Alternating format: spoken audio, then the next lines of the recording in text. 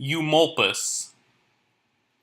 There was no torch available to show us the way, and as it was halfway through the night, the silence gave us little hope of meeting anyone with a light. Add to this too much wine and our ignorance of the place, which would have been a problem even in daylight. So after we had dragged our bleeding feet over all the sharp stones and jutting pieces of broken crockery for nearly a full hour, we were rescued by Gaetan's ingenuity. Afraid of losing his way even in daytime, the lad had shrewdly marked all the pillars and posts with chalk, and the bright marks, gleaming through even the thickest darkness, showed us the way. Yet we had to sweat just as much once we arrived in the inn. The old woman, after soaking herself so long with her guests, wouldn't have felt it if you'd put a fire under her, and we should probably have had to spend the night on the doorstep if the landlord returning from the coaches had not turned up. He naturally didn't make a noise very long, but just broke the inn door down and finally let us through in the same way. Ye gods and goddesses, oh what a night! How soft the bed, we clung so warm and tight. Our lips exchanged our souls in mingled breath. Farewell, all worldly cares, O welcome death. I congratulated myself too soon. For once the wine had made me relax my drunken hands, Ascletus, utterly unscrupulous, took the boy away from me in the night and transferred him to his bed, and rolled up coolly with someone else's boyfriend. Was Gaetan conscious of the assault, or was he pretending? He fell asleep wrapped in an embrace he had no right to, lost to all sense of justice. When I awoke and ran my hands over the empty, joyless bed, if you can trust what a lover says, I wondered whether to run my sword through both of them and continue their sleep into death. Following a safer policy, I roused Gaetan with my fists, but looking at Ascletus with a savage expression, I said, "You have wrecked all mutual confidence and friendship with your criminal ways, so pack up right away and find somewhere else to practice your filthy habits." He made no opposition, but once we had shared the loot equally, he said, "Right, now let's split the boy, too." I thought this was a parting joke, but he drew his sword with a murderous hand, saying, "You are not going to enjoy this prize you are sitting on alone. I must have my share even if I cut it off with this sword to avenge myself." I did the same, and wrapping my cloak round my arm, dropped into a fighting crouch. In the middle of this heartbreaking lunacy, the poor boy held on to our knees in tears and begged us not to let the inn see another pair of Theban brothers, or to sully the sanctity of our beautiful friendship with each other's blood. "If there must be bloodshed at any price," he cried, "look, I offer you my throat. Get your hands on it, press your points home. I'm the one to die because I broke up a sworn friendship." We put up our steel after this plea. Ascletus was the first to speak. "I'll put an end to this quarrel. Let the boy himself go with the one he wants, so that he at least may have the liberty of choosing his lover." Imagining our long intimacy had come to mean as much as ties of blood, I had no fears. On the contrary, I jumped headlong at the offer and gave the decision to the judge. There was no hesitation, not the slightest appearance of it. The last syllable was scarcely out of my mouth when he got up and chose Ascletus as his lover. Thunderstruck by this verdict, just as I was, I fell on the bed. I would have laid violent hands on myself like an executioner, if I hadn't begrudged my rival that victory. Ascletus left proudly with his prize and abandoned his comrade in arms, his dearest friend a little while ago, his companion even in misfortune. He abandoned him in all his misery in a place full of strangers. Friendship's a word, and friends know its value. The counters slide merrily all through the game. Your friends broadly smiling while fortune was by you, their backs even broader when trouble came. The mime has begun, and the father is there, and here is the son and the millionaire. Then closes the page when played is their part. on the laughter upstage and the masks of their art, then their true faces appear. I soon dried my tears, but being afraid that, in addition to all my other troubles, Menelaus, the assistant lecturer, might find me alone in my lodgings, I collected my bags and sadly rented a quiet place along the seafront. I holed up there for 3 days, constantly aware of my loneliness and humiliation. I would beat my breast, already sore with sobbing, and again I'd cry out loud through all the groans that racked me. Why couldn't that earthquake have swallowed me up, or the sea, such a menace even to innocent people? Did I escape the law? Did I outwit the arena? Did I kill my host only to end up, despite my claims to be a daring criminal, just lying here, a beggar and an exile, abandoned in a lodging house in a Greek town? And who brought this loneliness upon me? An adolescent wallowing in every possible filth, who even on his own admission had been rightly run out of town, free, for sex freeborn, for sex, whose youth you'd buy with a ticket, who had been hired as a girl, even by someone who thought he was a male. As for the other one, putting on women's clothes the day he became a man, talked into effeminacy by his mother, doing only woman's work in the slave pen, and after he couldn't meet his debts and had to change his sexual ground, he abandoned the claims of an old friendship and, in the name of decency, sold out everything like a whore on the strength of a one-night stand. Now the loving pair lie clutching each other whole nights on end, and perhaps when they are worn out by their love play, they laugh at my loneliness. But they won't get away with it. As sure as I'm a man and not a slave, I'll right my wrongs with their guilty blood. With these words, I fastened my sword to my side, and, not to let bodily weakness endanger my mission, I restored my strength with a heavy meal. Then I rushed out into the street and went round all the arcades like a madman. But while I was thinking of nothing but blood and destruction, my face like thunder and full of rage, I was dropping my hand continually to my dedicated hilt. A soldier noticed me, a conman or a thug. "Hey there, friend," he said. "What's your regiment and who's your company commander?" Although I lied boldly about my commander and my regiment, he said, "Well, tell me something. Do the soldiers in your army walk around in slippers?" As my face and my very trembling betrayed the lie, he told me to give up my weapons and keep out of trouble. I'd been robbed, and worse, my revenge had been nipped in the bud. I walked back towards my lodgings, and gradually, as my boldness decreased, I began to feel grateful for the thug's audacity. Craving the water around, apples above his head, poor Tantalus can neither drink nor eat. This is the rich man's image, in plenty dogged by dread, to drink dry-mouthed, to choke and starve on meat.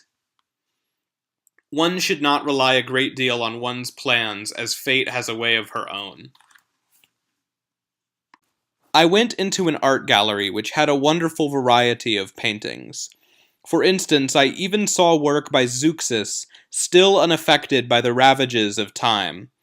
And I examined, not without a certain thrill, some sketches by Protogenes, so lifelike they were a challenge to nature herself. I practically worshipped that masterpiece of Apelles that they call the goddess on one knee. The lines of the paintings were so subtle and clear-cut that you could see them as expressing the subject's very souls. Here the eagle, way up high, was carrying off the Idaean youth to heaven. There a dazzling white Hylas repulsed the lascivious naiad. Apollo cursed his murderous hands and decorated his unstrung lyre with a new flower. Surrounded by the faces of these lovers, I burst out as though I were alone. So love affects gods too. Jupiter didn't find anything to love in heaven, but at least when going to sin on earth he injured no one. The nymph that snatched Hylas away would have controlled her passion if she had thought Hercules would come to restrain her. Apollo called back the boy's soul into a flower. All of them enjoyed embraces free from rivalry, but I took to my heart a crueler friend than Lycurgus. All of a sudden, however, as I was arguing with the wind, a white-haired old man entered the gallery. His face was lined and seemed to have in it a promise of something impressive. But his clothes were shabby, and this made it clear that he belonged to the class of intellectuals so hated generally by the rich. He therefore came and stood by my side. "I am a poet," he said, "and a poet of no mean ability. I like to think, at least if poetry prizes are to be trusted when favoritism confers them even on mediocrity. Why, you ask? Are you so badly dressed, then? For this reason: concern for the intellect never made anyone rich. The trader trusts the sea, his goods are sold. The soldier from campaigns wears belted gold. Cheap flatterers sprawl drunk in purple shirts. Seducers courting newly married flirts. Are rich from playing their seductive parts. Only a poet is a tattered thing, cold scarecrow, mute and endlessly sighing, for the lonely, lost and now deserted arts." No doubt about it. If a man sets his face against every temptation and starts off on the straight and narrow, he's immediately hated because of his different ways. No one can approve of conduct different from his own. And secondly, those who are interested in piling up money don't want anything else in life regarded as better than what they have themselves. So lovers of literature are sneered at by whatever means possible to show that they too are inferior to wealth. I suspect somehow that poverty is the twin sister of talent.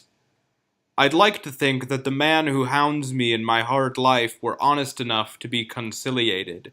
As it is, he's hardened in crime and cleverer than the very pimps. Eumolpus says, "When I was taken out to Asia on the paid staff of a treasury official, I accepted some hospitality in Pergamum. I was very pleased to accept this invitation not only because of the elegance of the quarters, but also because my host had a very good-looking son, and I thought up a way to prevent his father becoming suspicious of me. Whenever any mention was made at the table of taking advantage of pretty boys, I flared up so violently, and I was so stern about my ears being offended by obscene talk that the mother especially regarded me as a real old-world philosopher. From then on, I escorted the young lad to the gymnasium. I organized his studies. I taught him and gave him good advice. After all, we didn't want any greedy seducer admitted to the house. One holiday, when the celebrations had given him time to play, we were lounging in the dining room, since the long day's enjoyment had made us too lazy to go to bed. About midnight I realized the boy was awake, so in a very nervous whisper I breathed a prayer. "Dear Venus," I said, "if I can kiss this boy without his knowing it, I'll give him a pair of doves tomorrow." Hearing the price of my pleasure, the boy started snoring, and I therefore went to work on the faker and kissed him several times.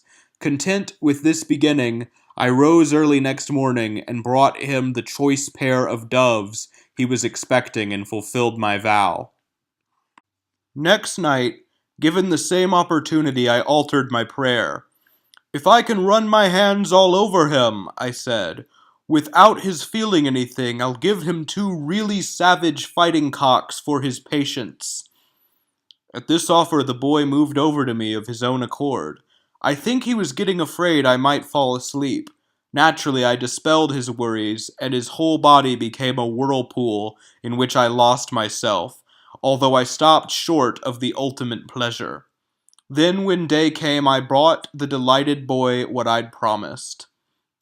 The third night gave me a similar license, and I got up, and close to his ear as he tossed restlessly, I said, "O eternal gods, if I can get the full satisfaction of my desires from him in his sleep, for this happiness tomorrow I shall give the boy the finest Macedonian thoroughbred, but with this proviso, only if he feels nothing."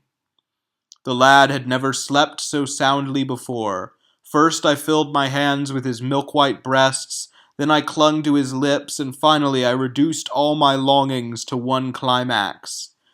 In the morning he sat in his room and waited for me to follow my usual practice. Of course, you know how much easier it is to buy doves and cocks than a thoroughbred, and besides, I was nervous in case such an extravagant gift should make my kindness suspect. So after walking round for a few hours, I returned to my host's house and gave the boy nothing more than a kiss. He looked round as he threw his arms about my neck and said, "Please, sir, where's my thoroughbred?"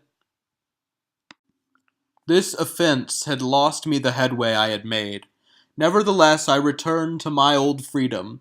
A few days later, when a similar chance left us in the same position, hearing the father snoring, I began asking the boy to become friends with me again, and I said all the other things that a strong physical urge dictates. But clearly annoyed, he only said, "Just go to sleep or I'll tell father." Nothing is too hard to get if you're prepared to be wicked.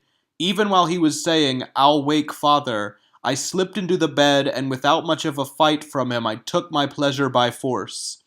Actually, he was not displeased that I'd been so naughty, and after complaining for a long time that he'd been tricked, and that he'd been laughed at and talked about among his school friends because he had boasted to them of my wealth, he said finally, "But you'll see I'm not like you. Do it again if you wish."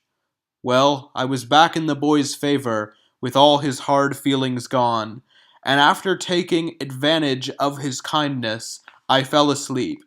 The boy, however, being fully mature and of an age very much able to take it, was not content with the repeat performance.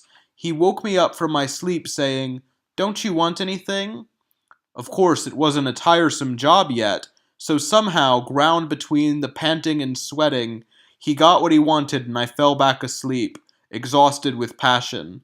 Less than an hour later, he began poking me with his hand and saying, "Why aren't we getting on with it?" Being woken up so often, I really flared up. I gave him his own back. "Just you go to sleep, or I'll tell your father." Cheered by this conversation, I began to ask my mentor about the age of the pictures and the subject of some of the obscure ones, at the same time pressing him for reasons for the present decadence, when the loveliest of the arts were dying out, not least painting, which had vanished without the slightest trace. His reply was, "Financial greed has caused this change. In former days, when sheer merit was still sufficient, the liberal arts flourished, and there was great competition to bring to light anything of benefit to posterity. Democritus, for instance, distilled all forms of vegetable life and spent his days in scientific experiments to discover the properties of minerals and plants. Eudoxus grew old on the top of one of the highest mountains to further his knowledge of astronomy, and Chrysippus purged his brain 3 times with hellebore to allow himself to continue his investigations. To turn to the plastic arts, Lysippus was so preoccupied with the lines of one statue that he died of poverty, and Myron, who almost captured the souls of men and animals in bronzes, left no heir. But we, besotted with drink and whoring, daren't study even arts with a tradition. Attacking the past instead, we acquire and pass on only vices. What has happened to dialectic, astronomy, or the road most cultivated to wisdom? Who has ever gone into a temple and prayed to become eloquent, or to approach the fountainhead of philosophy? People do not even ask for a sound mind or body, but before they touch the threshold, one man immediately promises an offering if he can arrange the funeral of a rich relation, another if he can dig up some treasure, another if he can come into a safe 30 million. Even the Senate, the standard of rectitude and goodness, habitually promises the capital 1,000 pounds of gold, and to remove anyone's doubts about financial greed tries to influence even Jove with money. So don't be surprised that painting is on the decline, when a lump of gold seems more beautiful to everybody, gods and men, than anything those crazy little Greeks Apelles and Phidias ever made. But I notice you can't pull yourself away from that painting of the fall of Troy. Well, I'll try and interpret its subject in verse. The 10th harvest, 10th year of the Troy siege, the Phrygians forlorn, doubt-fraught, and frightened, Colchis the soothsayer downcast, a dark daunting upon him.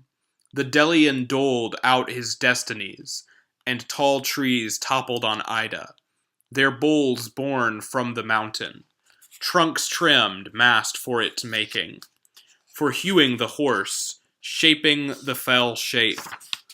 A cave is uncovered, a cavern to capture the foe camp. Into it, taught from the 10-year taking, their valor is hidden, deep in the gods' veil. Doughty Danaans dwell in the depths of it. The 1,000-fold fleet we felt was in full flight. Your fields, O my fatherland, freed from the fighting. Words so declared on horse side, Sinon steady in death's sight said it, and our hearts ever steady for our destruction. Uncaged, careless of combat, the crowd came, praising and prayerful, cheeks washed with weeping. Joy in the faint heart, tears yet trickling, terror retracts them. Priest of the sea god, loud Lacunae, locks lank, hails the assemblage, his flung spear wounding the wide womb. Fate slows his sinews, blade point rebounding, makes us trust more truth in the treachery. Yet again Lacunae, hardening his halt hands, aims at the sheer side his double axe stroke. Hear cry of captives low at their murmuring. The oak bulk breathes of foreigners' faintness. The captured captains move to Troy's capture, with fresh frauds reviving the fighting. Other prodigies press us in portents, where tall Tenedos breaks back the billows, swollen the straits surge up with sea surf, and the waters broken wince back, breaking the sea calm. As in the night watch oars sound from far off, of fleets faring through sea foam, sea face, groaning of grazes from fur keels coursing, back stare we. Waves speed snakes, sinuously doubling rockwards, as tall ships their breasts scatter spindrift. Tails toiling thunder, head fringes foam freed, shine as their eyes shine, thundery skin sheen, shines on the water, as waves hiss and tremble. Men stand mindless, Lacunae's loved ones, in sacred ribbons and Phrygian tiring, his twin sons, are suddenly twined in the twinkling snake coils. They lock little fingers into the snake jaws, each for the other, neither from self-love.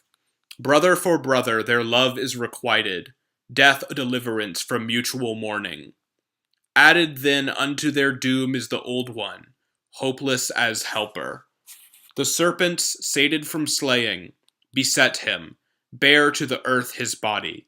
Here lies, mid the altars, priest now a victim, making the ground groan. What is sacred is soiled, Troy doomed to destruction, destroys first its godhead. Full moon aloft had lifted its white glow, leading the lesser lights with radiant torch brand. The sons of Priam were sleeping and wine-soaked. Undo the bolts, ye Danaans, bring out your brave ones. Chieftains acquitting themselves in combat, as in Thessalian hills a horse out of halter shakes its neck and its mane for the onrush. Swords now unsheathed, brandishing bucklers, they fly to the fray, dealing death to the drunken. Sent in their sleep to the death sleep, here brands are brought from the altars to turn against Troy town the worship of Trojans. Some of the people walking about in the colonnades interrupted Eumolpus's recitation with a shower of stones. Being familiar with this sort of appreciation of his genius, he covered his head and fled from the sanctuary. I was nervous myself in case they should call me a poet too. So I followed his fleeing figure and arrived at the seafront. As soon as we were out of range and could stop, I said, "Listen, what's wrong with you? You've been with me for less than 2 hours, and you've spoken more often like a poet than a human being. I'm not surprised people chase you with stones. I'm going to fill my pockets with rocks, and whenever you start taking wings, I'll let some blood from your head." His face changed, and he said, "My lad, today is not the first time I've tested the air like that. In fact, I've never gone into a theater to give a recitation without getting this sort of unexpected reception from the spectators. But I don't want to quarrel with you as well, so I'll keep off the stuff for the whole day." "Right," I said. "If you swear off this madness for today, we'll dine together." I gave the landlord of my little place the task of preparing a simple meal. I saw Gaiton leaning against the wall with towels and scrapers, and looking depressed and confused. You could tell he didn't like his menial position. To confirm my observation, he turned towards me, his face softening with pleasure. "Don't be hard on me, my dear. Where there are no weapons around, I speak freely. Take me away from this bloody criminal and punish me as savagely as you like for what I've been regretting. I feel so bad about everything. It will be a sufficient consolation to die because you wanted me to." I told him to stop complaining in case someone should guess our plans, and abandoning Eumolpus, who was reciting a poem in the main bath, I dragged Gaiton through a dark and sordid exit, and flew hastily to my lodgings. Then, with the doors barred, I rushed to take him in my arms and press my cheeks to his tearful face. For a long time, neither of us recovered his voice. The boy's lovely breast heaved with a succession of sighs. "Oh, this shouldn't happen," I said, "for me to love you, though I was deserted, and for there to be no scar on my heart from that great wound. What have you to say after giving yourself to another lover? Did I deserve this treatment?" When he realized he was still loved, he raised his eyebrows. "I left the decision about our love to no other judge but you, but I won't complain of anything anymore. I won't remember anything anymore, if you prove your regrets by behaving honorably." As I poured all this out with sobs and tears, he wiped my face with a cloak and said, "Eumolpus, please, I appeal to your memory to be honest. Did I desert you, or did you betray me? I admit this, and I'm not ashamed of it. When I saw 2 armed men, I went to the stronger." I kissed that wise little breast and threw my arms round his neck, and to let him fully realize that I was reconciled and I was renewing our friendship as sincerely as ever, I hugged him to my heart. It was well into the night, and the woman had taken care of our orders for dinner, when Eumolpus hammered on the door. "How many of you are there?" I asked, and meanwhile began peeping carefully through a chink in the door, to see if Ascletus had come with him. Then, seeing my guest by himself, I let him in immediately. As he threw himself on the bed and saw Gaiton in full view fixing the table, he nodded his head, saying, "There's a pretty Ganymede. It should be a nice day." Such a studied opening did not make me happy, and I was afraid I had joined up with someone just like Ascletus. Eumolpus pressed on, and when the boy gave him a drink, he said, "I prefer you to the whole bathful of them," and after greedily emptying the glass, he said he had never had such a disagreeable time, and he explained, "You know, I was almost beaten up even while I was taking my bath, just because I tried to recite a poem to the people sitting round my tub. After I'd been thrown out of the bath, I began going round every nook and cranny and calling out, 'Eumolpus,' in a loud voice. And somewhere else a naked young man, who had lost his clothes, was demanding someone called Gaiton with equally indignant shouts. And while the boys just ridiculed me for a lunatic with the most impudent imitations, A huge crowd surrounded him with applause and the most awestruck admiration. You see, he had such enormous sexual organs that you'd think the man was just an attachment to his penis. What a man for the job! I think he starts yesterday and finishes tomorrow, so he found help in no time.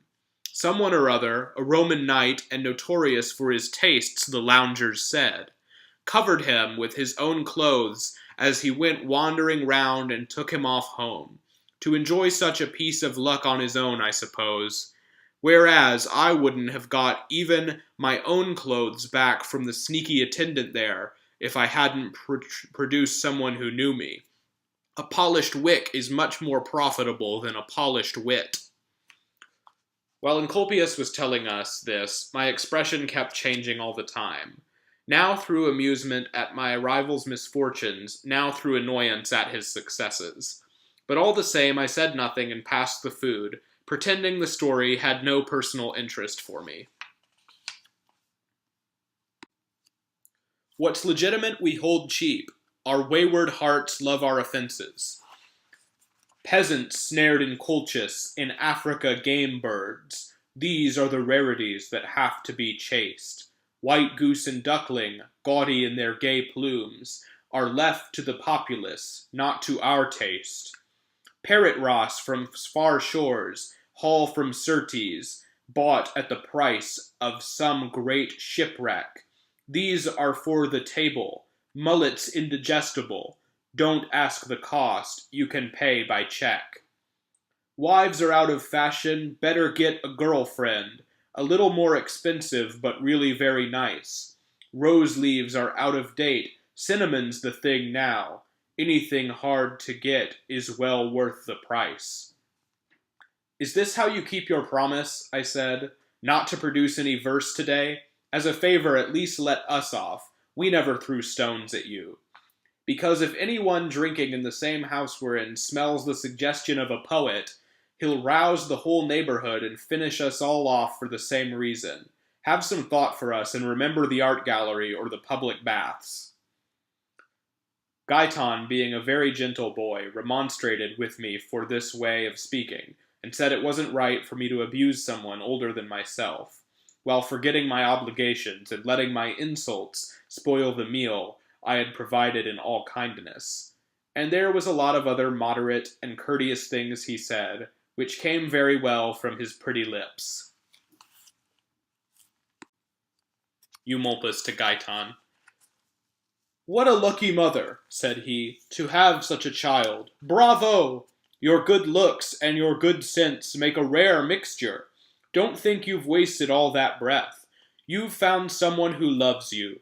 I'll fill poems with your praises. I'll follow you as your teacher and guardian, even when you don't ask me to. And Eumolpus is not losing. He's in love with someone else. That soldier who took away my sword was a piece of luck for Eumolpus, too. Otherwise, I would have cooled the spleen I'd felt against Ascletus in Eumolpus's blood. Gaiton was not unaware of this. He went out of the room on the pretext of getting some water, and by his prudent withdrawal dampened my anger. Then a few moments later, as my fury rekindled, I said, Eumolpus, I prefer you even speaking in verse to the sort of thoughts you are having. Now, I'm a hot-tempered man, and you are a lecherous one. You can see how these temperaments don't go together. So you have to regard me as a madman and give in to my insanity. Now get out quick. Confused by this outburst, Eumolpus did not ask the reason for my anger, but going straight out over the threshold, suddenly slammed the door of the room, and, as I was expecting nothing of the sort, shut me in. He quickly removed the key and ran off to look for Gaiton. Shut up inside like that, I decided to finish everything by hanging myself. I had already put the bed frame against the wall, tied a belt to it, and was inserting my neck in the noose, when the door was unlocked and Eumolpus came in with Gaiton, and in a race against death brought me back to life. In his grief, Gaiton, unlike Eumolpus, went mad with rage. He raised a great outcry, and pushing me with both hands, precipitated me on top of the bed. "You're wrong, Eumolpus," he said, "if you think by any possible chance you can die before me. I tried first. I looked for a sword in Asclepius's room. If I had not found you, I was going to throw myself to my death. To make you realize death isn't far away if you look for it, see, in your turn, what you wanted me to see." With this, he snatched a razor from Eumolpus's hired servant, and slashing his throat once and then twice, collapsed at our feet.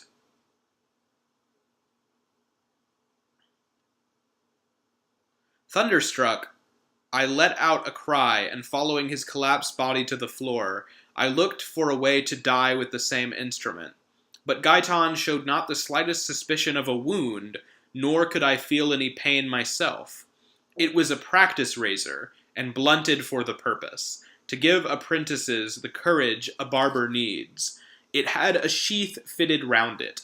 This was the reason why the servant had not panicked at his snatching the razor, and why Eumolpus had not intervened in this fake death scene. While this love drama was being played out, the landlord came in with the rest of our little dinner, and at the sight of the disgraceful sprawling heap on the floor, he shouted, "Hey, are you people drunk or runaway slaves, or both? Who turned that bed up? What's the meaning of all this criminal behavior? But of course, you were going to do a moonlight flit to avoid paying your room rent, but you're not getting away with it, because I'll have you know the place doesn't belong to some widow, but to Marcus Manicius." Eumolpus yelled back, "Are you threatening us?" And at the same time, he hit the man hard in the face with the flat of his hand. Reckless from so much drinking with the guests, the fellow hurled an earthenware pot at Eumolpus's head, split his forehead in mid-shout, and flung himself out of the room. Eumolpus was not standing for this insult. He snatched up a wooden candlestick, followed him as he made off, and avenged his pride with a tremendous shower of blows. The whole household came rallying round, as well as a crowd of drunken guests. I, however, took this opportunity for my revenge by shutting Eumolpus out. Having put paid to the bastard, I was of course without a rival, and I went on to put the room in the evening to their full use. Meanwhile, the kitchen staff and the people who lived in the building were beating up Eumolpus now that he couldn't get inside. One was aiming for his eyes with a spit covered with sizzling tripes, while another went through his battle drill with a butcher's hook. One old woman in particular, a bleary old hag, dressed in the filthiest clothes and wearing odd wooden clogs, came dragging along an enormous dog on a chain and set him on Eumolpus. But he defended himself from all these threats with his candlestick. We were watching everything through a hole left in the door when the handle had been pulled off a little while ago, and I was cheering every blow that reached Eumolpus. Gaiton, however, with his usual compassion, pressed me to open the door and rescue him. As my resentment was still with me, I couldn't restrain myself, but smashed him on the head with a sharp-bended knuckle for his pains. He sat down on the bed in tears while I applied each eye alternately to the hole and feasted my eyes on the sight of Eumolpus in trouble. This was rich food indeed. I was recommending him to a good lawyer when the manager of the lodging house, Bargates by name, who had been disturbed at his dinner, was carried into the center of the brawl by two porters. He had bad feet, it seems. After coming out with a long and furious diatribe in a foreign accent about drunken sots and runaway slaves, he then looked at Eumolpus and said, "It was you, was it, you wonderful poet? Now why don't these no-good slaves get off quick and stop fighting? The woman I'm living with is acting high and mighty with me, so be a friend and write some nasty verses about her so she'll know her place." While Eumolpus was talking privately to Bargates, a town crier entered the hotel accompanied by a policeman and quite a number of other people. Waving a torch that gave out more smoke than light, he made the following announcement. "Lost, a short while ago in the baths, a boy aged about 16. He is curly-haired, soft-skinned, good-looking, and goes by the name of Gaiton. There is a reward of 1,000 sesterces for anyone who will bring him back or give any information of his whereabouts." Not far from the announcer stood Ascletus, wearing a multicolored shirt and displaying the description and the reward on a silver plate. I ordered Gaiton to get immediately under the bed and tie his hands and feet to the webbing that held the mattress on the frame, the way Ulysses had once clung to the ram, and so stay out of the hands of the searchers. Gaiton was not slow to obey, and in a moment he inserted his hands in the fastenings and beat Ulysses at his own tricks. To avoid leaving any room for suspicion, I filled the bed with clothes and made up the traces of a man about my size. Meanwhile, Ascletus, after going round all the occupied rooms, came to mine and became more hopeful because he found the doors more carefully bolted. The policeman, however, inserting an axe where the doors joined, loosened the bolts from their hold. I fell at Ascletus's knees, and appealing to the memory of our friendship and our companionship in misfortune, I begged him at least to let me see my little friend. In fact, to lend some sincerity to my hypocritical appeals, I said, "I know you've come to kill me, Ascletus. Why else have you brought an axe? Well, vent your rage on me. Look, I'm showing you my neck. Spill the blood you really came for under the pretense of a search." Ascletus rejected the injustice of the charge, and assured me he was only looking for the runaway who belonged to him, and didn't want to kill a helpless man, least of all, a man he regarded as a very dear friend even after that fateful quarrel.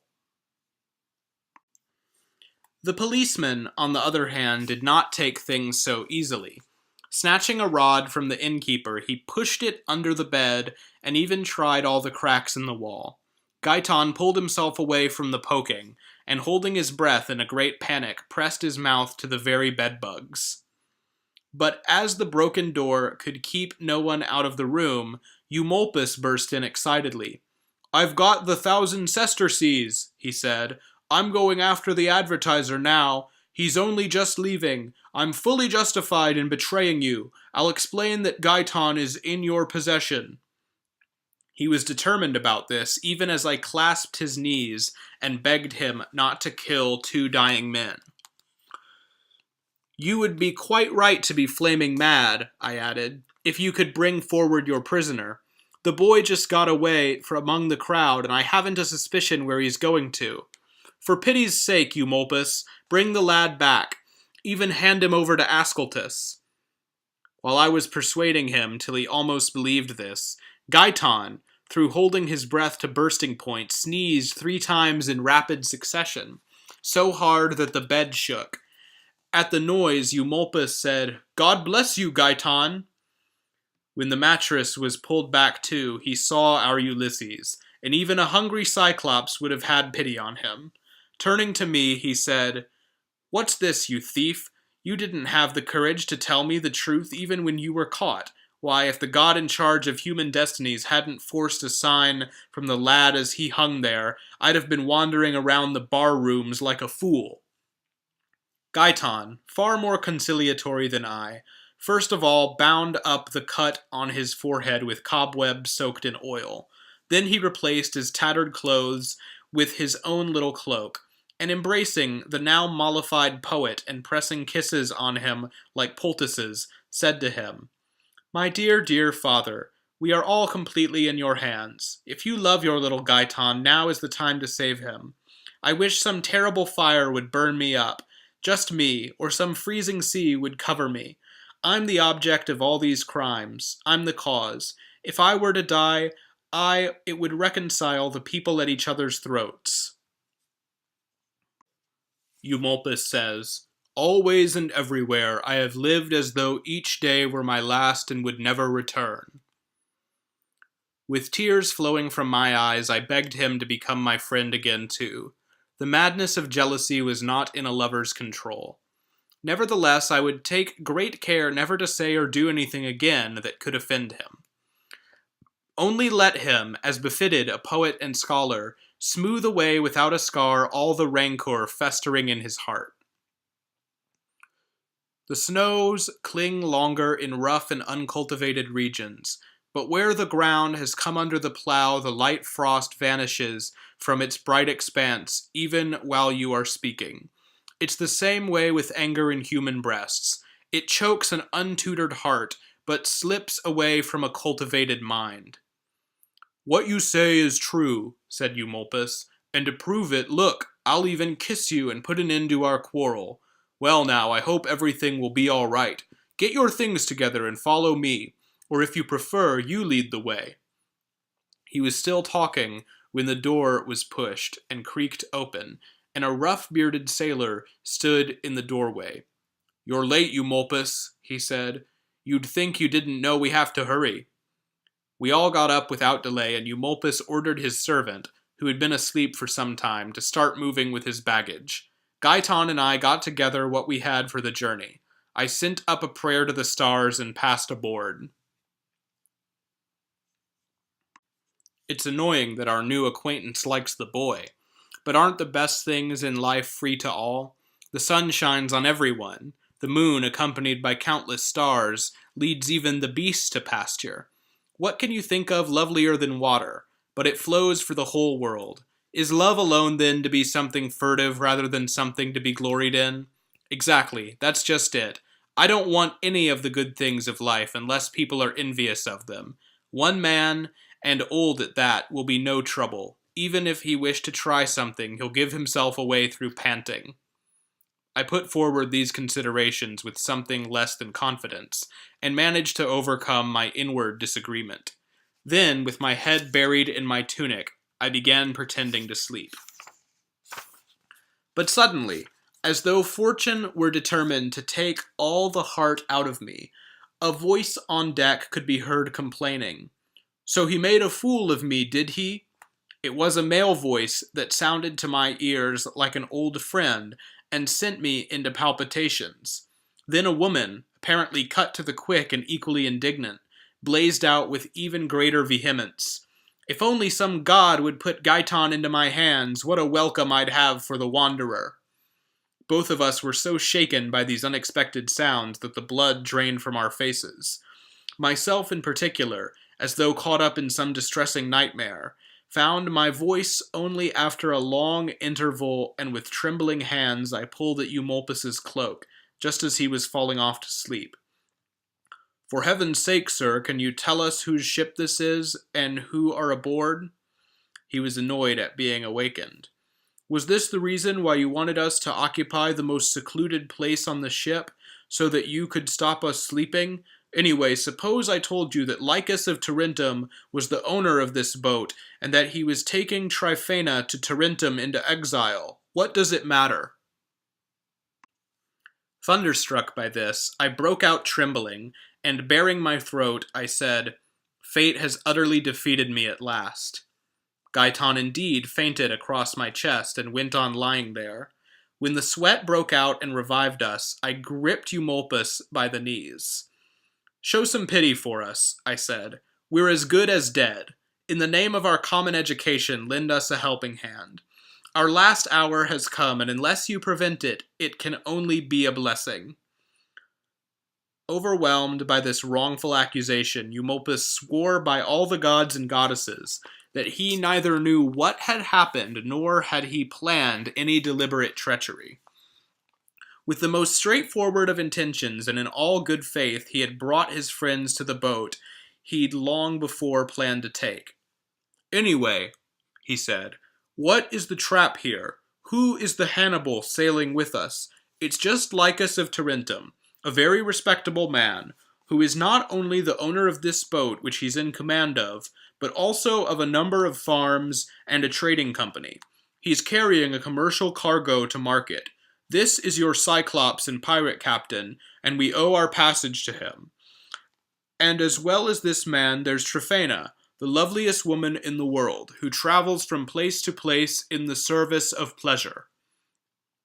These are the people we're running away from, said Gaiton, and went on to explain briefly to the frightened Eumolpus the reasons for their hatred and the seriousness of the danger. Confused and not knowing what to do, Eumolpus suggested we each put forward our ideas. You have to imagine we've got into the Cyclops cave. Some way of escape has to be found, short of involving ourselves in a shipwreck and extricating ourselves from every possible risk. No, said Gaiton. Better get the pilot to take the ship back into some port, not for nothing, obviously, and tell him your brother is not a good sailor and is in the final stages. You can cover up the deception by looking worried and shedding some tears, so the pilot will be touched and do what you want. Eumolpus argued that this wasn't possible. You see, he said, large ships make their way into well-curved harbors, and it is not likely that my brother could have fallen ill so quickly. And another thing, perhaps Lycus will want to look at the sufferer out of a feeling of duty. You can see how very useful that would be to us, deliberately summoning the captain to the very ones running away from him.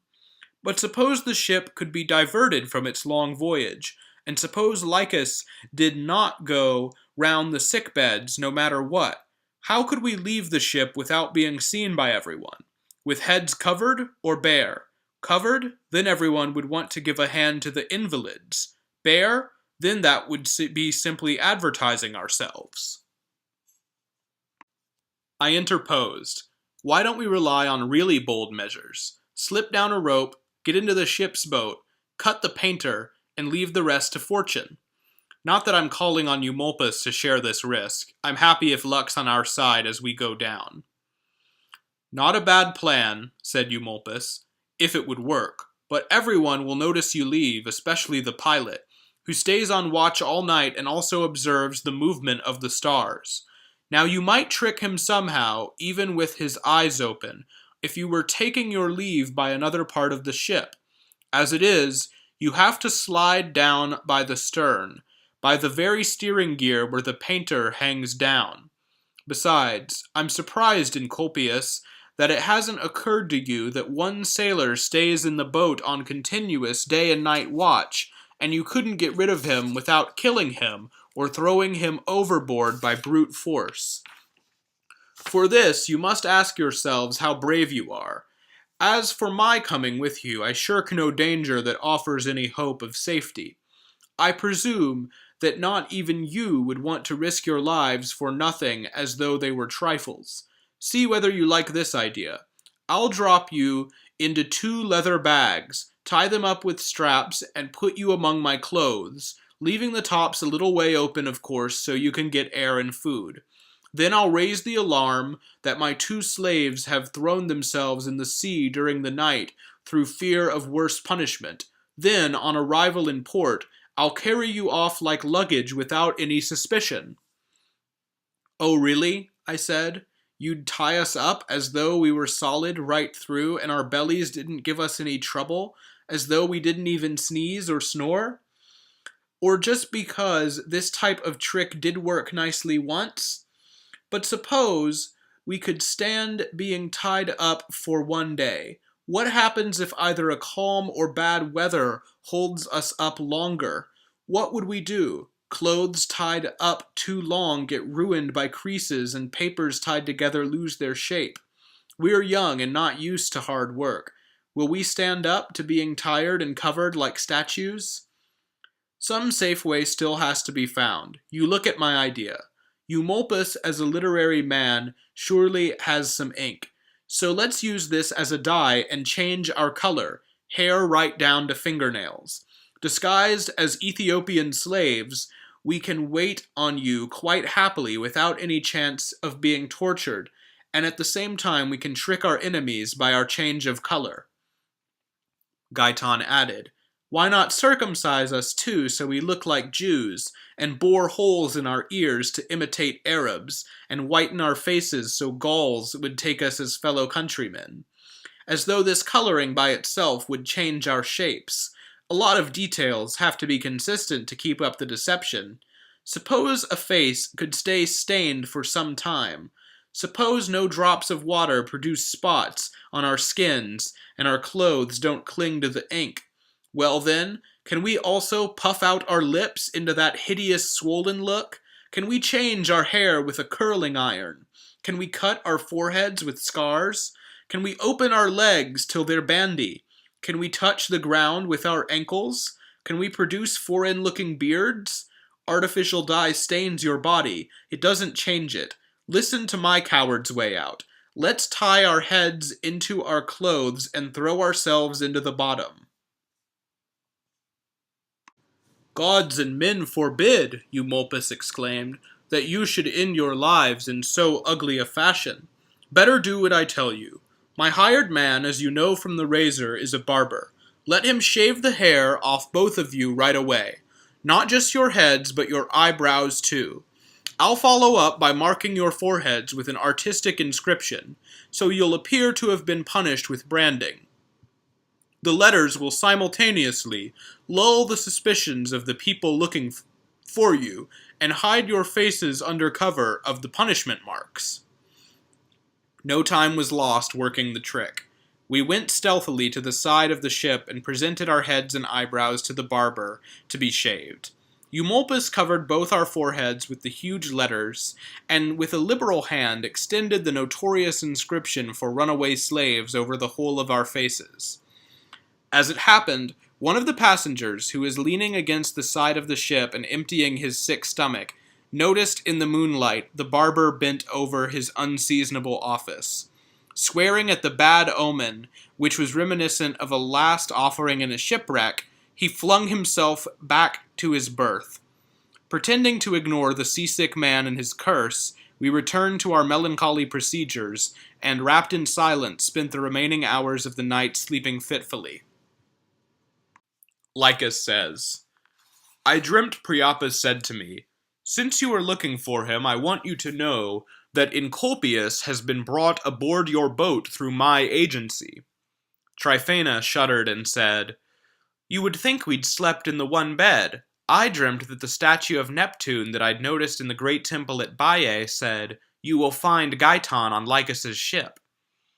You should realize from this, said Eumolpus, how godlike a man Epicurus was. He condemned this sort of nonsense in a very humorous way. But Lycus, to play safe with Tryphena's dream, said, Who's going to stop us searching the boat? That way we'll avoid any appearance of condemning the workings of the divine mind. The man who had noticed our furtive and worried behavior in the dark, Hessus was his name, suddenly shouted, Then those are the ones who were having a shave in the dark, and that's a terrible thing to do, by God. I'm told no mortal soul should cut his nails or hair on a ship unless the wind and the sea are at odds. Lycus, shocked by this report, started blazing. Is it true that someone cut his hair on the ship, and in the dead of night at that? Bring the culprits out here immediately, so I'll know whose head should roll to purify the ship. I gave the orders, said Eumolpus, and as I was going to be on the same ship, I didn't intend any bad omen for myself, but since they had long shaggy hair, in case I appeared to be making a prison out of the ship, I gave orders for the condemned men to be cleaned up. Another reason was to allow the marks of the letters to be entirely visible to the eyes of readers, and not hidden by the covering of hair. Among other things, they spent my money on a whore the two of them kept, and I dragged them from her last night soaked in wine and scent. In fact, they still smell of what was left of my inheritance. So to appease the guardian spirit of the ship, it was decided to give each of us 40 lashes, so there was no delay. The furious sailors laid into us with ropes and tried to placate the ship's guardian with our worthless blood. I personally absorbed 3 lashes with Spartan disdain, but Gaiton, after one blow, cried out so loudly that Tryphena's ears could hear nothing but that well-known voice. And it was not merely the mistress who was thrown into confusion. Her maids, too, pulled by the familiar tones, rushed to the victim. Gaiton, with his marvelous body, had already made the sailors drop their whips, and his silent appeal had even begun working on their savage hearts before the maids cried out in chorus, It's Gaiton! Gaiton! Keep your cruel hands off him! It's Gaiton, lady! Help him! Tryphena lent an already believing ear to their cries and flew quickly to the boy's side. Lycus, who knew me best, as though he too had vocal testimony, ran to me, and without considering my hands or face, but immediately stretching out an investigating hand to my private parts, he said, "How are you, Eumolpus? Will anyone now be surprised that Ulysses' nurse, after 20 years, found a scar sufficient identification, when this shrewd man so cleverly went straight to the one thing that identified the runaway, despite the total confusion of the lines we use for physical identification?" Tryphena began to cry, taking the punishment for real, for she believed that the marks really had been branded on our foreheads. And in a rather subdued manner, she began to ask what prison had got hold of us in our travels, and whose hands had been cruel enough to carry out this punishment, making it clear, however, that some of the maltreatment had been richly deserved by us for running away and for hating a situation where we were so well off. Highly irritated, Lycus leapt forward. "You simple-minded woman! As though burns from the iron had absorbed the letters. I wish they had branded themselves with the inscription. We would have had this consolation at the very least. As it is, we have been the victims of a pure farce, and made ridiculous by a mere outline." Tryphena was prepared to be merciful, seeing she had not lost her pleasures forever, but Lycus, still remembering his wife's seduction, and the affronts he had received in the colonnade of Hercules, exclaimed with a violently contorted face, "You've realized, I suppose, Tryphena, that heaven takes some interest in human affairs. It brought the culprits unawares to our ship, and warned us of what they'd done in a pair of corroborating dreams. So think, what possibility is there of pardoning men that the God himself has handed over for punishment? As for me, I'm not a cruel man, but I'm afraid I'd suffer whatever penalty I remitted." Swayed by so superstitious an argument, Tryphena said she would not interfere with the punishment. On the contrary, she was even in favor of such richly deserved reprisals. She had suffered no less serious an injury than Lycus. Her reputation as a decent woman had been impugned at a public meeting. Eumolpus says, "They chose me for this task, I suppose, because I'm well known, and they asked me to reconcile them to their own one-time dearest friends. Unless perhaps you think the young men fell into this trap accidentally, even though the first thing every traveler asks is into whose care he is committing himself. So let your hearts be softened, now reparations have been made, and allow these free citizens to go where they are bound without interference. Slave owners who are brutal and unrelenting actually hinder the satisfaction of their sadistic impulses, if conscience is ever likely to bring runaways back. And we don't kill enemies who are handed over to us. What more are you after? What more do you want? Lying before your eyes, begging for mercy, are two young men, respectable, honest, and what is more important than either of these things, once bound in friendship to you. For God's sake, if they had run off with your money or had betrayed your trust, yet you might still be well satisfied by these punishment marks you see. Look, you can trace the brand of slavery on their foreheads, and their respectable faces have voluntarily undergone a penalty that puts them outside society."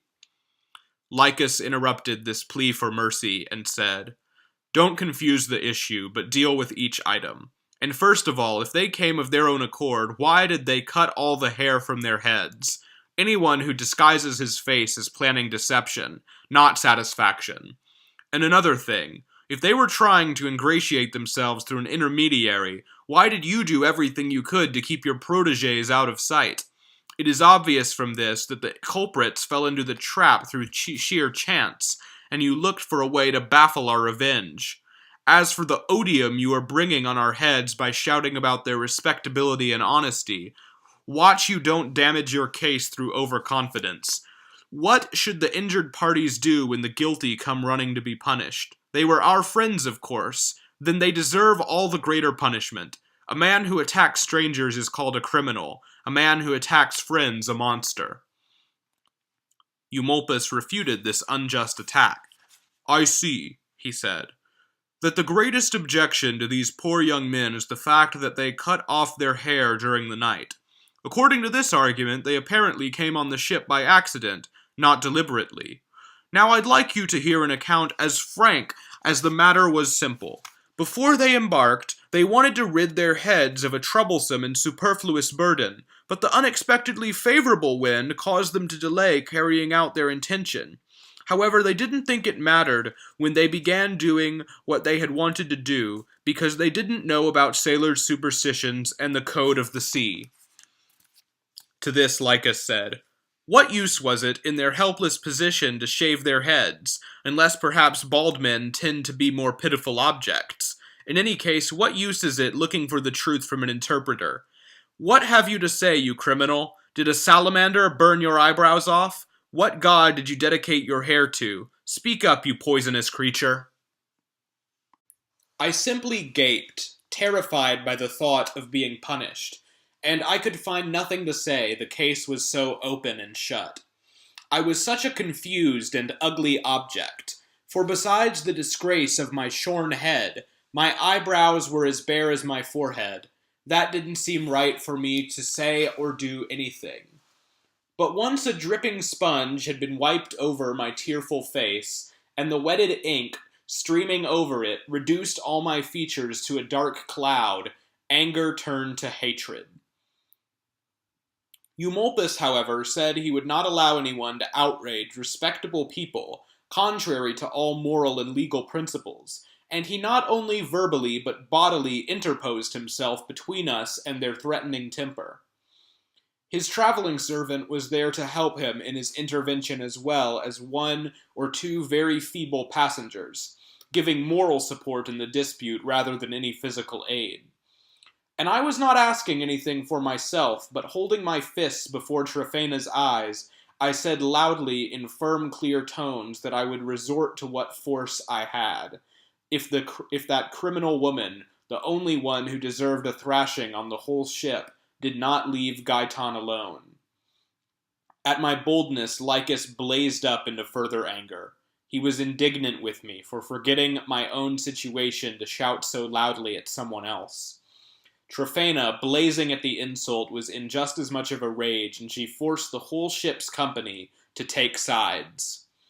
On our side, Eumolpus's man armed himself and distributed his razors amongst us. On their side, Tryphaena's entourage put up their bare fists, and even the maids, yelling away, did not abandon the front line. There was only the navigator, who threatened to give up steering the ship if this madness brought on by the lust of the dregs of society did not stop. But the crazy struggle continued raging nonetheless, they fighting for revenge, we for our lives. A good many went down on both sides without any fatalities. Even more retreated from the battlefield, bleeding from their wounds. And yet no one's anger abated. Then Gaiton, like the hero he was, held his menacing razor over his genitals and threatened to cut off the cause of all our misery. Tryphaena averted this extreme action by an unambiguous pardon. Several times I myself put the barber's razor to my throat with no more intention of killing myself than Gaiton had of carrying out his threat. But he played his tragic role more boldly because he knew he had the razor he'd already cut his throat with. Both lines stood there in position, so when it was obvious that it was going to be no ordinary battle, the navigator managed with difficulty to persuade Tryphaena to accept the role of ambassador and make a truce. The requisite promises were solemnly offered and accepted.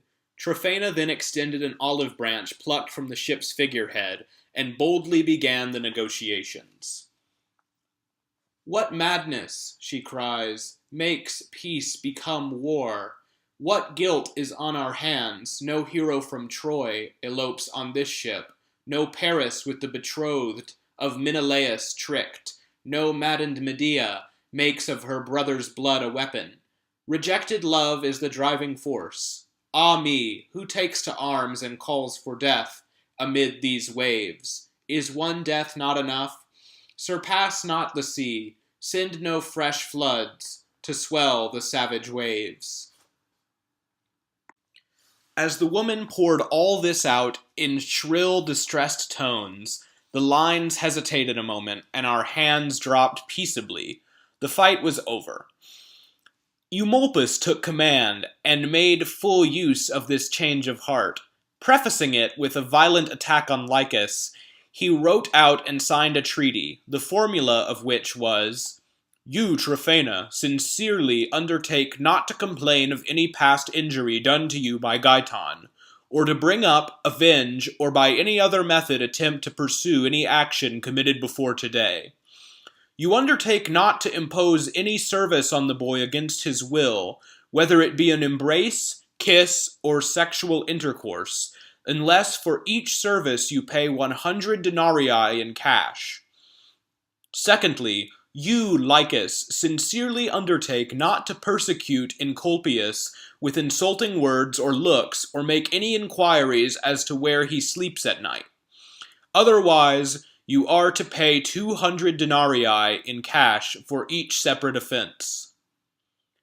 Once the treaty was concluded on these terms, we put away our weapons, and to avoid any lingering resentment after the ceremony, we agreed to put the past behind us with an exchange of kisses. Amid the general encouragement, our hatred simmered down, and a picnic was brought out on the battlefield, which restored everyone's high spirits. The whole ship rang with the songs, and as sudden calm had interrupted the voyage, we had one man trying to harpoon the fish as they jumped out of the water, and another trying to drag the struggling ketch aboard with baited fish hooks. And surprise, sea-birds had even perched along the yard, and a clever bird-catcher got at them with reeds woven together. They stuck to the limed twigs and were brought down into his hands. The air took hold of the floating plumes, and the light spray whirled the feathers over the sea. Lycus was beginning to be friendly to me again. Tryphena was splashing Gaiton with the dregs of her drink, when Eumolpus, being well into his cups, got the idea of throwing out some quips about bald heads and brand marks, until, exhausting his weak witticisms, he went back to his poetry and began reciting a little elegy on hair. "Your hair has fallen out, your only good feature. A cruel storm has stripped the foliage of spring. Each temple misses its natural shade, and a bare expanse grins under worn stubble. Oh, the gods cheat us. Our youth's first glories, our youth's first forfeits. Poor boy, one moment your hair was shining gold, and you were more beautiful than Phoebus or his sister. Now you are shinier than a bronze or the round cap of a mushroom after rain. You run nervously from the laughter of ladies. Death's sooner than you think. You must believe. See now, death has begun at the top." He was ready to give us more of the same, I think, or worse, but Tryphena's maid takes Gaiton down to the lower half of the ship and dresses the boy's head in one of her mistress's curly wigs.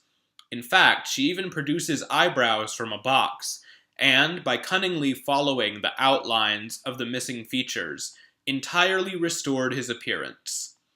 Tryphena recognized the real Gaiton, and, moved to tears, gave the boy this time a really sincere kiss.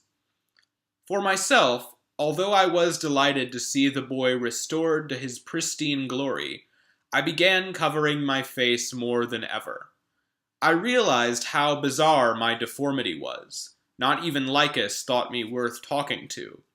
But the same girl got me out of my depression by taking me to one side and fixing me up with an equally handsome head of hair. In fact, my face was brighter and more attractive because mine was a yellow wig. However, Eumolpus, our champion in time of trouble and the author of the present harmony, to prevent the general merriment lapsing into silence without a few stories, began a succession of gibes about feminine fickleness, how easily they fell in love, how quickly they forgot even their children. There was no woman so pure that she could not be driven crazy by some stranger's physical attractions. He wasn't thinking of old tragedies or famous historical names, but of something that happened within his own living memory, and he would tell us about it if we wanted to hear it. So when everyone's eyes and ears were turned to him, he began the following story.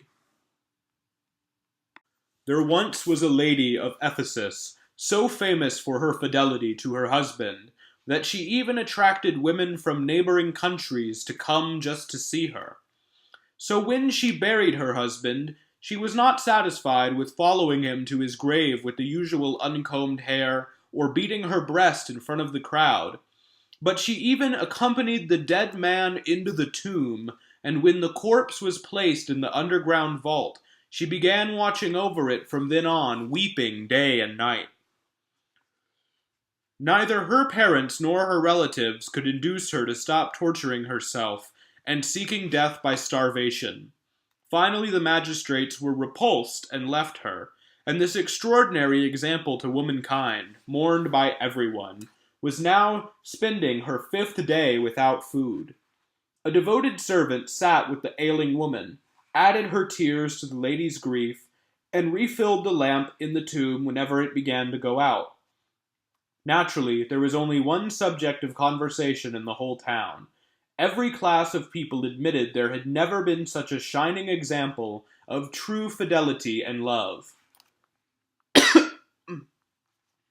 In the meantime, the governor of the province ordered the crucifixion of some thieves to be carried out near the humble abode where the wife was crying over the corpse of the lately deceased. Next night, the soldier who was guarding the crosses to prevent anyone removing one of the bodies for burial noticed a light shining clearly among the tombs, and hearing the sounds of someone mourning, he was eager to know, a general human failing, who it was and what was going on. Naturally, he went down into the vault, and seeing a beautiful woman, at first stood rooted to the spot, as though terrified by some strange sight or a vision from hell.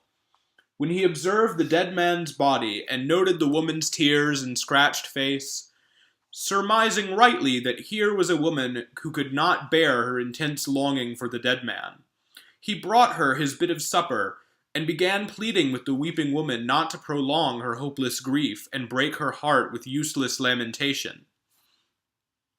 The same end, the same resting place awaited everyone, he told her, along with all the other things that restore grief-stricken minds to sanity.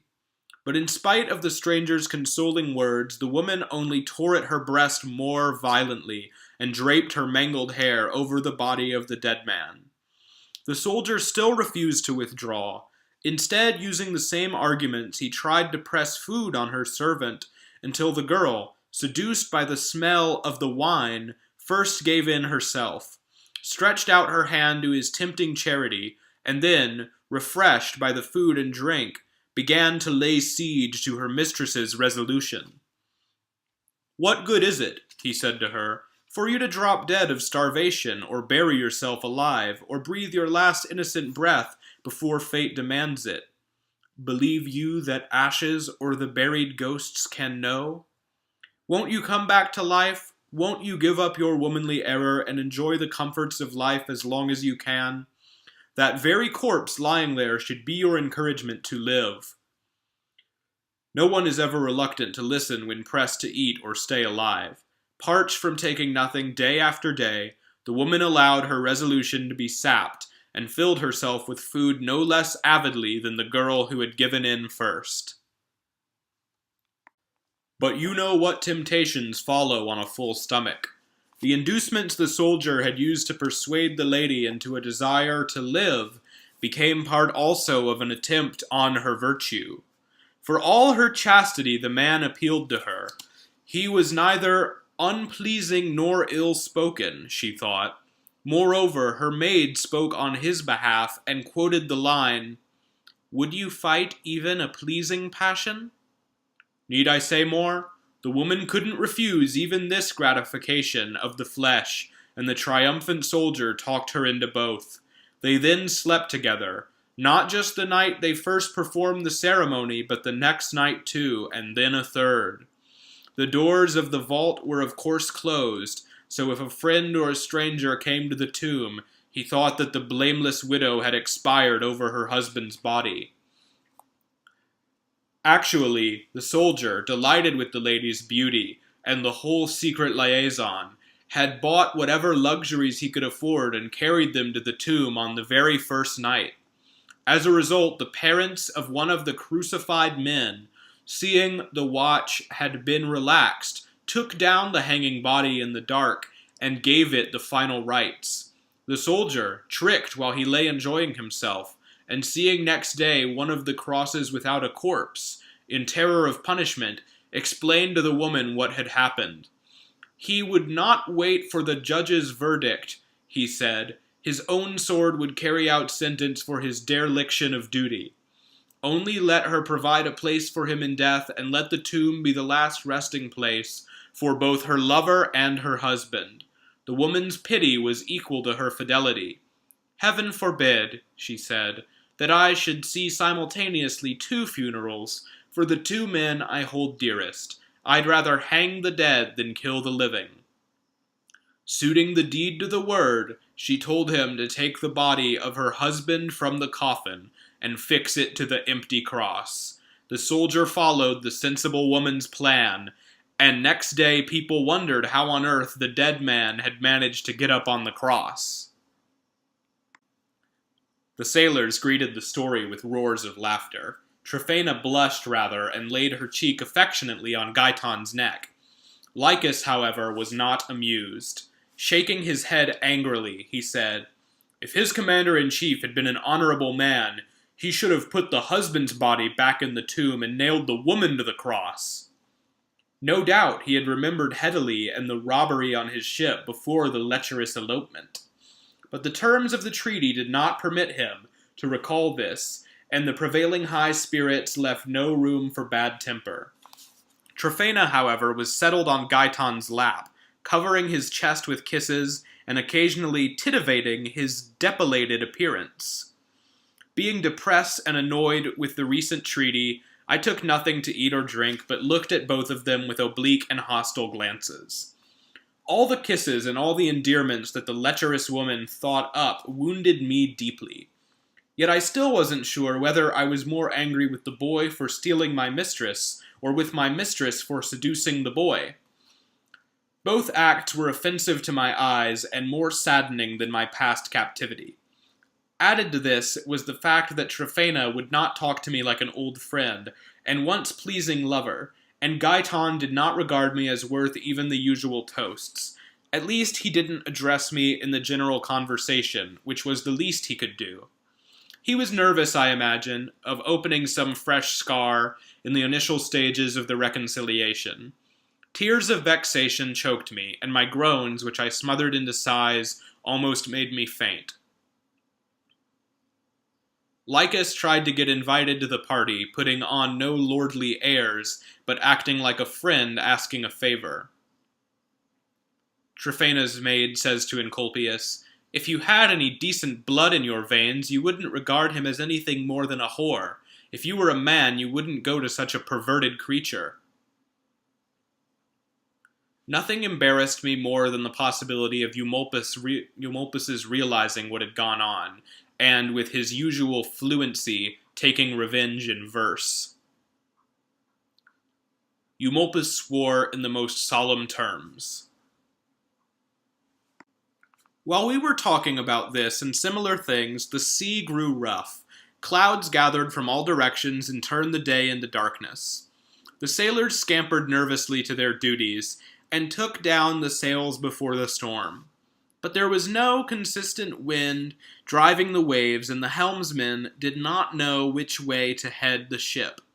Sometimes the southeast wind blew towards Sicily, then time and again the northeast wind, dominating the Italian shoreline, would take over and turn the helpless ship this way and that. And what was far more dangerous than all the gales, the sudden pitch-black darkness had quenched the light so completely that the navigator could not even see the length of the prow.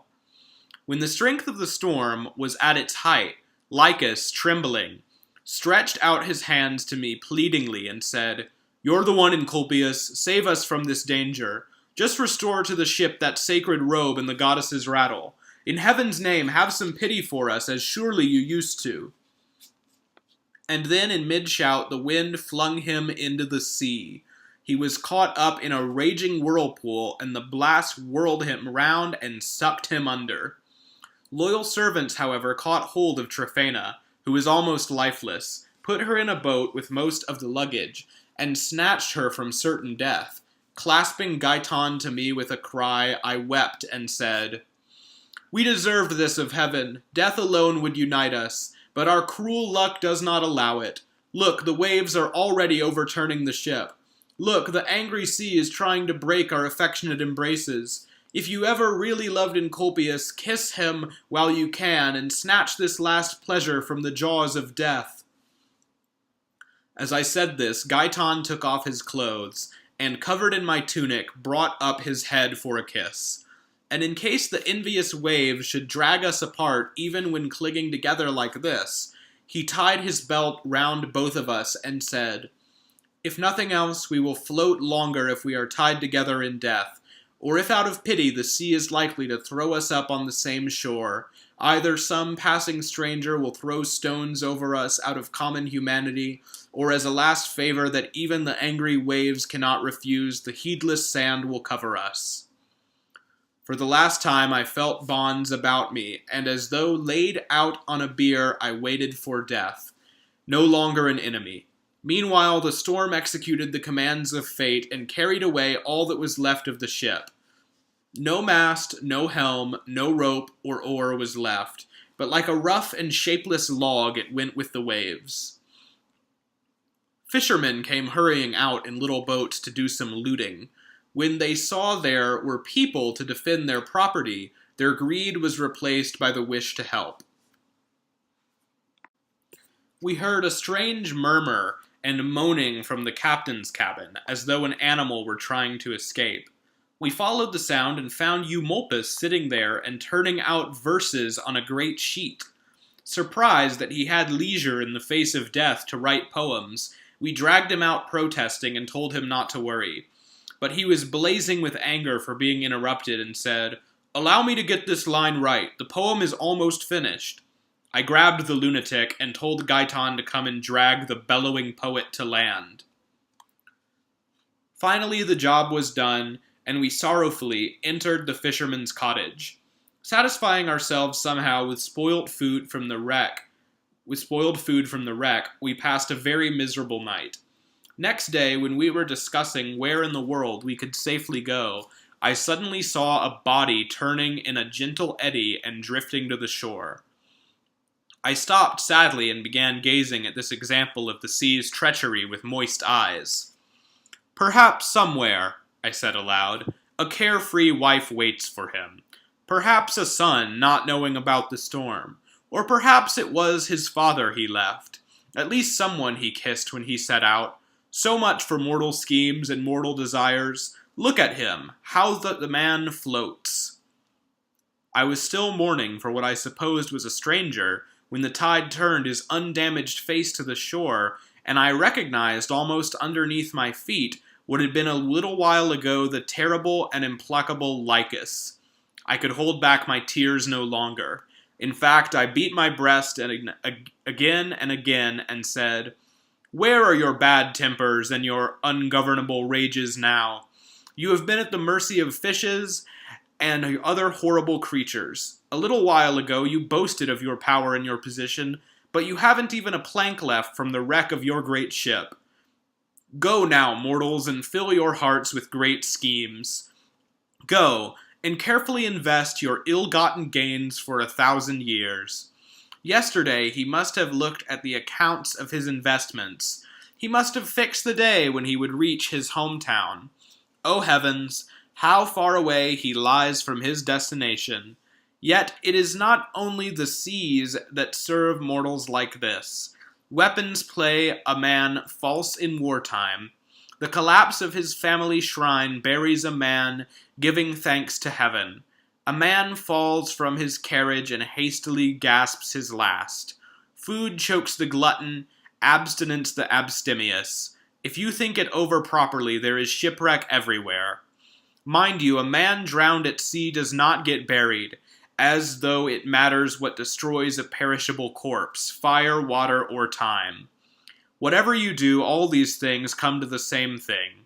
But of course, wild beasts will mangle the carcass, as though it were better that fire should have it, and yet we consider this the severest possible punishment when we are angry with our servants. So what is the point of this craze to make sure that no part of us is left behind after the burial?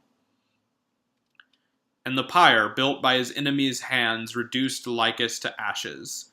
While Eumolpus was composing an epigram on the dead man, he gazed into the distance in search of inspiration.